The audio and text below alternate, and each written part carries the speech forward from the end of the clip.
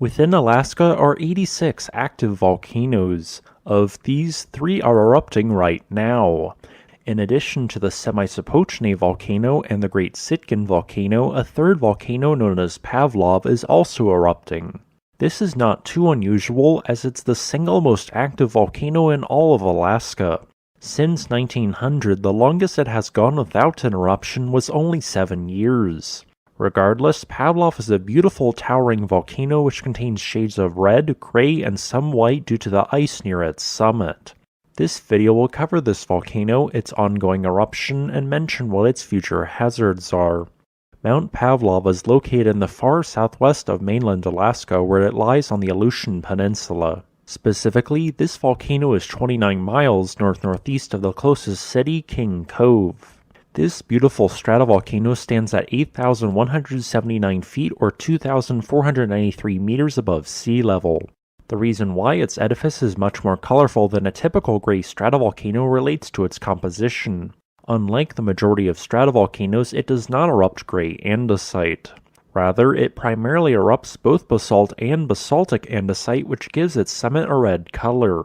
Similar reddish hues are seen at some cinder cones and Mount Fuji, which reflect the low silica content found at these volcanoes.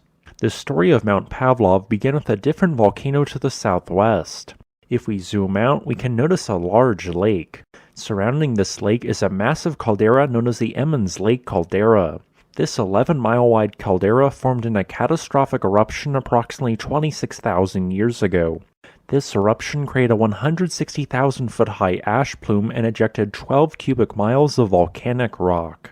It was 50 times the size of the 1980 eruption of Mount St. Helens and caused a massive area to sink 1,500 feet into the ground. It was in the aftermath of this caldera collapse that Mount Pavlov began to form. Before I continue, I must note that a similarly named but different active volcano known as Pavlov's sister is found to the northeast. Approximately 15,000 years ago, a volume of low silica basaltic andesite magma reached the surface just outside the northeastern edge of the Emmons Lake caldera.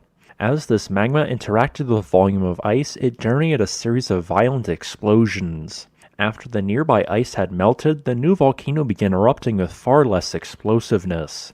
Soon, intermittent explosions of lava and ash began, which ejected bombs of lava in a several-mile radius. Flows of lava eventually came out of the new vent, and as the related ash settled, it began forming a new volcanic cone. Due to the near-constant eruptions of this volcano, it did not take long to reach a height of several hundred feet. Within a few dozen more years, it reached a height of 1,000 feet tall. Since then, this volcano has been consistently erupting about one-third of the time. Its eruptions were mainly what is called a Strombolian-style eruption. However, on occasion it produces larger eruptions which produce short-distance pyroclastic flows called Vulcanian eruptions. Eventually, some of the underlying magma traveled 1.5 miles to the southwest. It too eventually erupted and over time built a satellite volcanic cone of Mount Pavlov, which is known as Little Pavlov. Since the formation of this volcanic cone, Pavlov has not truly produced a large eruption with a long-term sustained eruption column or an eruption rate on the volcanic explosivity index as larger than a 3. Since records of this volcano began in 1790, it has erupted on 47 separate occasions. The largest of these eruptions occurred in 1911 when a large fissure opened on its northern flank. The current eruption of Pavlov began on August 5th of 2021 and is still ongoing as of the writing of this video. Although Mount Pavlov can produce both pyroclastic flows and lahars, no towns are located close enough to be affected by these. With this being said, this volcano is located within a major commercial airplane route. Thus, its frequent eruptions are a common cause of flight delays or cancellations. Any ash emitted into the atmosphere can make it impossible to fly as these particles damage airplane engines. This hazard is significant enough that instruments have been placed around the volcano which monitor it in real time. Based on these hazards, the U.S. Geological Survey designated Mount Pavlov as a high-threat volcano. I hope that you enjoyed this video.